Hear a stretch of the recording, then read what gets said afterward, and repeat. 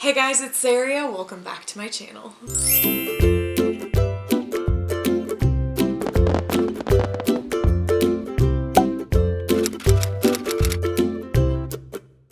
So today's video is another ear tutorial, but today's video is kind of a 2-for-1, which I'm really excited about.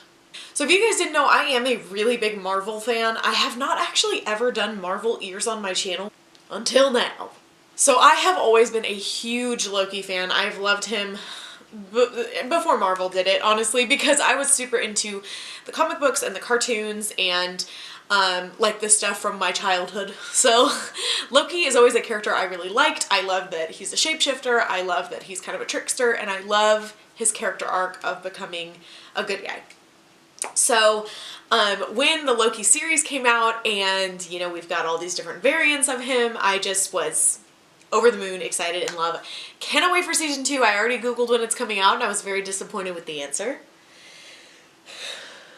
But to satisfy my love of Loki at the moment, I decided to do some DIY ears. I do absolutely love how these came out, and I'm going to give you guys a couple options while I'm working with these, because I did decide also to make myself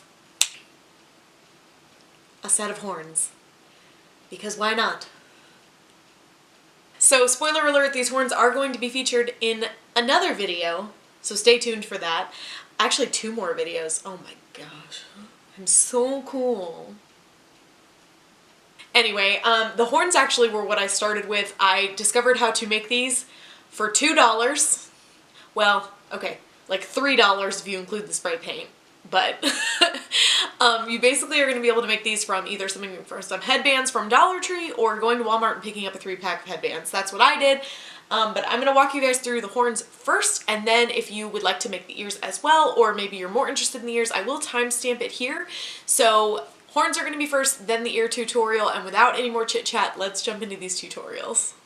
So as I said earlier, you are going to need some plastic headbands. I picked up this 3-pack that I thought looked kind of cool from Walmart.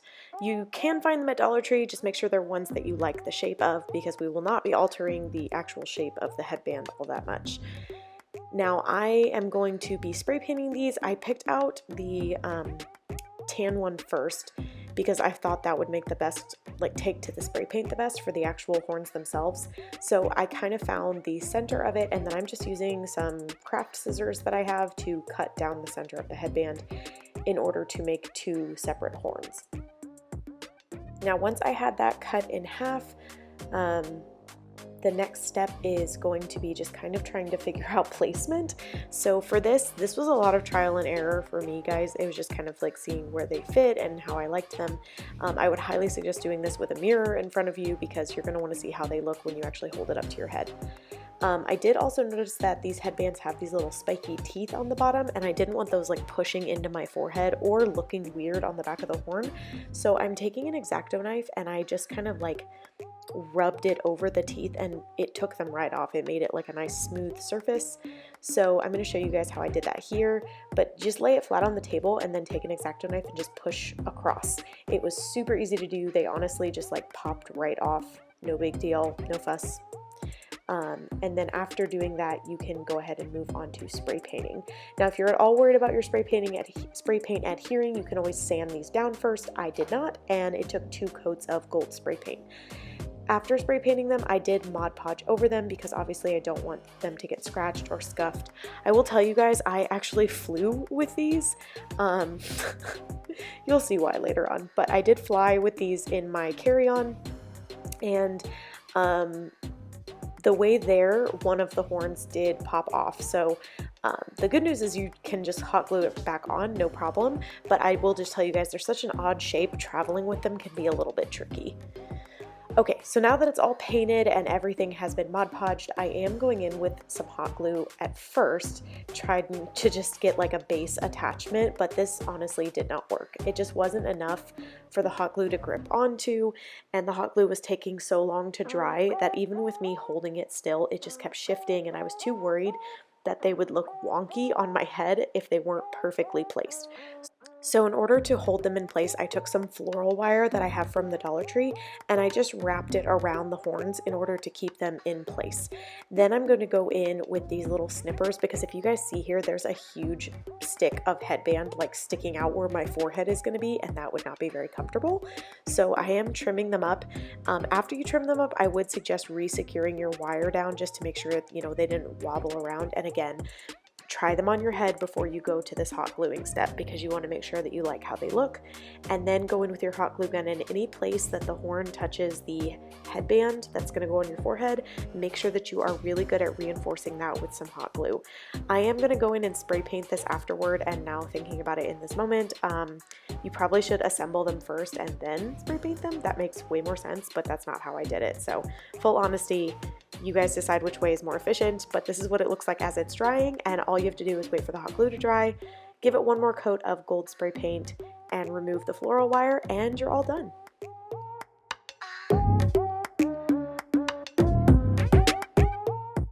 And now that the horns are all done, we're going to go ahead and jump into the Mickey ear tutorial. So for the Mickey ears, I'm going to be using this green satin fabric. I picked this up from Hobby Lobby. I also know they have something similar to this at Joann's. And then I am just doing a very loose tracing line around my template. Now I don't normally do it this way. Normally I follow the line of the template exactly. But for this particular fabric, I have found giving myself a little bit of wiggle room is very helpful, because satin does not have much stretch to it. It's a very stiff fabric, so I try to give myself some excess. That last one looks ridiculous, but you know, it all worked out. It's okay. And then I'm just using my rotary blade to go ahead and cut all 4 of these out. So you will need 4 so that you have 2 fronts and 2 backs. Next, you're going to take that same ear cutting line template, which is the biggest one, and trace it onto some felt. I don't have any stuffing, and I wanted these ears to be flat, and this is my new favorite method for flat ears. So I'm going to be tracing 4 of these onto one sheet of felt. I did use gray just because I didn't have any green on hand, but obviously, like, optimally you would probably just use the same color of fabric that you're using. And last template we're going to use is the foam and batting template. I'm going to be tracing 4 of these onto some cardboard and then cutting all 4 of those out. Once I have all of those pieces cut out, I'm going to take my felt and my cardboard first, and I'm going to hot glue these 2 pieces together. So I'm going to add some hot glue to the top, fold over the felt piece, and tap it down into the hot glue. And then I will continue this all the way around the ear. Also, you should get yourself some hot glue protector finger covers, like the ones I have from Dollar Tree that I constantly forget to put on and burn my fingers. It's fine, I'm stubborn. Moving on.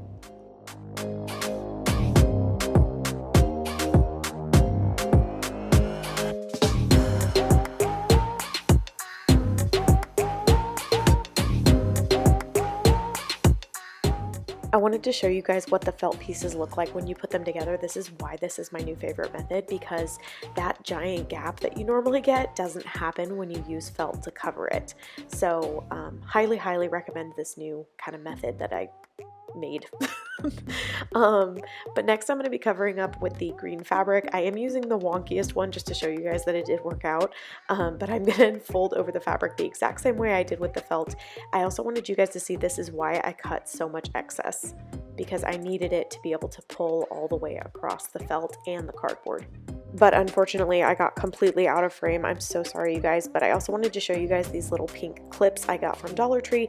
I have been using them to make ears just to hold my fabric in place, and they work like a charm. So the next step of this is going to be using some black satin fabric. Now, you guys, when I say this was a lot of trial and error for me, I mean, like, I have never felt so stupid in my whole life. Trying to figure out how to make these pieces crisscross the way that I wanted. It was like rocket science for me, apparently, but I figured it out. So the very first thing you're going to need is to create an X like the one I showed you at the beginning of this clip. If you weren't paying attention because I'm talking, rewind it and look at the original X first. That's what you want to do first. Then you're going to go in with your next 2 pieces and cross them over so that it looks like this, because what you're going for is like an overlapping, underlapping pattern. which is why these clips have come in so much handy. I don't think I could have made these ears without the clips, if I'm being perfectly honest. But I think paper clips would also work if you have those on hand. Now, I do want to point out to you guys something you need to look for, which is that your two sides match up. So I made one set of Loki ears, like the fronts, and I noticed that the two fronts I made, if I put them together, the black ribbon didn't line up. So you have to make sure that your black ribbon is going to line up when you put the two sides together. And how you're going to do that is by, again, using clips of some kind. That's what I did, to put my ribbon down and make sure that it lines up with the front of the ear. So I've actually pre-cut my ribbons, and I just kind of measured them out, pulled them across the ear, and make sure I had plenty of excess to glue them down inside the back of the ear. And right now I'm just kind of trying to clip it in place by matching it up with the other ear. I know that my hands are kind of like wobbly here, and I don't know how much my verbal instructions are being helpful right now, but I guess I'm trying so hard, I'm sorry. These ears are not super hard to make. Like, I could definitely make a second pair and it wouldn't be super hard. It was just the learning curve for me, and I want to make sure that I give you guys as many tips as I can so that it's easier when you try to make them. Okay, so now that I have two sides that match up, I've hot glued down all my ribbons on the inside of the ear. You can see it there. I am going to, put these two pieces together. Now, I did play with the idea of adding some gold trim at the top because he always has kind of like a necklace, I guess, at the top, but I just thought it looked too feminine. It almost looked like a mermaid top or something like that, so I didn't like it very much, but I still wanted to leave it in and show you guys just so you could see options. Now, all those ribbons I showed would make a really good trim on the outside of this ear, but I went for something else. So first thing I'm going to do is put these two ears together and glue them.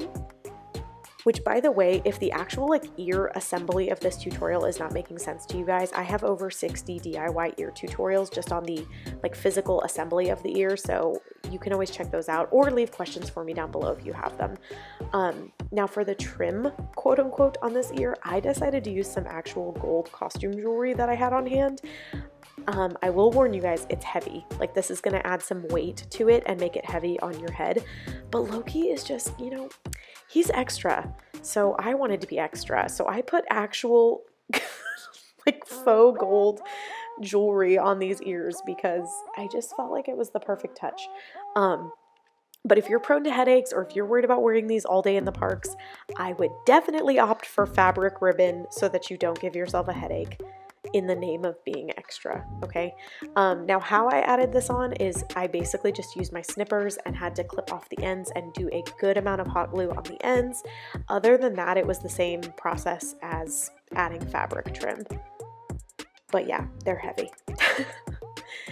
So next is going to be actually assembling my ears. So I'm taking a black headband, I'm not going to be covering it, and then I'm using my ear spacing template. I have this linked for you guys below if you need it. Or you can use a pair of ears that you already have just to make sure that you get some nice spacing between your two ears. And then once I have a good spot, I'm going to add some hot glue, and then I am going to firmly press it down onto my headband. And then I will repeat this step on the other ear.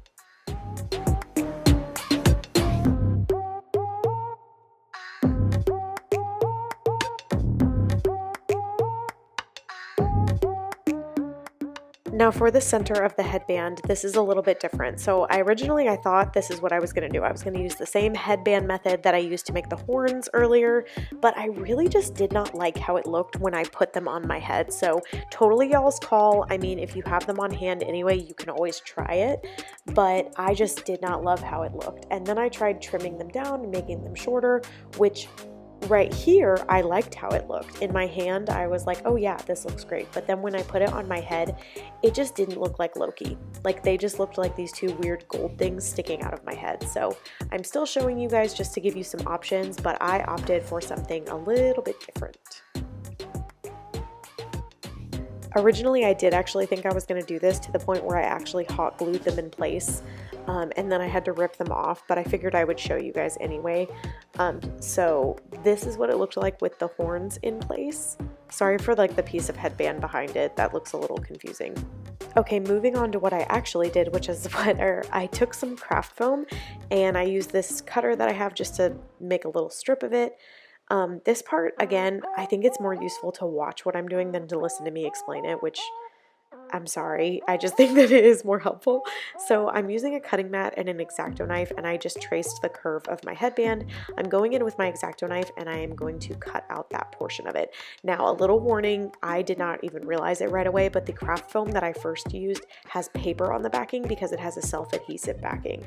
That is not optimal for this because obviously if like it rained all of a sudden or something at the parks or, you know, in your backyard, wherever you're wearing these, that paper would not be the best, and you also don't want to take it off and then have like an adhesive background just like getting your hair stuck in it.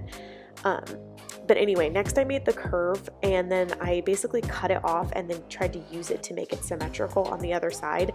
I was not super successful originally making this very symmetrical, so I just took my time and went in with my X-Acto knife and just shaved off pieces of it until I felt like it looked how I wanted it to look. Now they do sell craft foam without an adhesive backing, so if you guys are going to pick some up, that's what I would look for. If you only have this kind where it's sticky on the back side, you can always just fold it over and then your foam will be twice as thick, which is really nice, and then the adhesion is trapped inside. It won't be a problem for you. The next thing that I'm going to cut out of craft foam is the little like ram symbol for Loki, and I just free-handed this based off a picture that I found online, and then I'm going in with my X-Acto knife and cutting it out.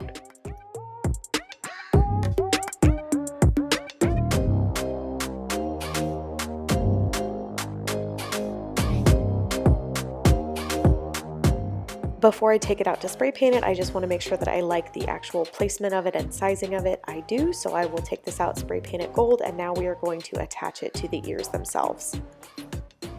So just simply using hot glue, I'm first going to attach the headband piece, but you guys want to attach this to the ear and not the headband that's going on your head, because the headband is going to flex and bow when you put it on your head and take it off your head, and you don't want this to get so tight that you can't take the ears off without breaking it. So make sure you glue it onto the actual ear and then glue on your centerpiece and you are all done. Thank you guys so much for watching this tutorial. I really hope you enjoyed it. Let me know if you plan on making the horns or the ears or both. And I will see you guys in my next video. Bye.